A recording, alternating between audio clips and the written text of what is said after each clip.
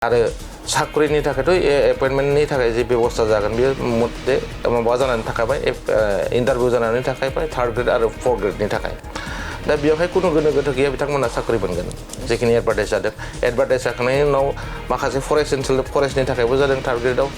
दा बे एडभार्टाइज जानानै जिखिनि इन्टारभिउ जाबाय बे जाखासिगोन नैबे बोसोरनि गेजेरावनो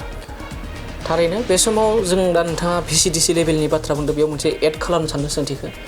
गोबां राजखान्थि दोलोनि एबा बेरेखा दोलो बुंगोन बेरेखा दोलोनि सोद्रोमाफ्रा फोरमायो जे सनितपुर बिस्वनाथफ्रा दासिमबो हाबाखै नाथाय बे एडभार्टाइजमेन्ट जा होदों VCDC लेभेलाव सेक्रेटारिनि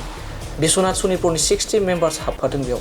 पस्ट क्रिएट खालामखादों बेनि सायाव मा बुंदों दा बे बाथ्रायानो मानसिफोरनि गोनो गोथो खालामग्रा बाथ्रा बेफोरो मानसिफोरा मानो गोनो गोथो खालामो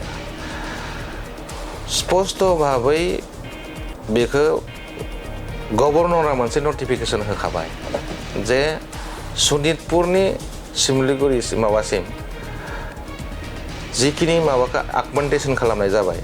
फोसावनाय जाबाय 19टा माने माबा 19टा गामि आरो बेजों लोगोसे 40टा होफैबाय दा बेखिनिया नोङो स्ट्रेटेजिकेलि स्टाडि खालामनानै नायबाबो बिथांमोना दिनै BTCनि जि भट होगोन बबेयाव होगोन बिसोरो जुदि हाबखाबायबा हाबखाबाय होननानै फोसावखाबाय बियो नटिफिकेसन जाखाबाय बेखौ खालामखानो गोनां जाखागोन खालामखानो गोनां जाखानायनि थाखायनो दिनैनि समावहाय जे VCDC लेभेलनि जे मोनसे माबा एपइन्टमेन्टनि बाथ्रा एडभार्टाइजमेन्टनि बाथ्रा आप टु सनितपुरनि माखासे ब्लकआ बेयाव माने VCDCआ बेयाव हाबफाबाय पन्सायतआ हाबफाबाय दा बेफोरबायदि बाथ्राखौ गोनो गोथो जानायनि बाथ्रायानो गैया बेखिनि हाबखानायनि लामायाव फैखाबाय नटिफिकेसन ओंखारनायनि उनाव आरो बेखौथ' डिनटिफिकेसनथ' खालामफिननाय जायाखैना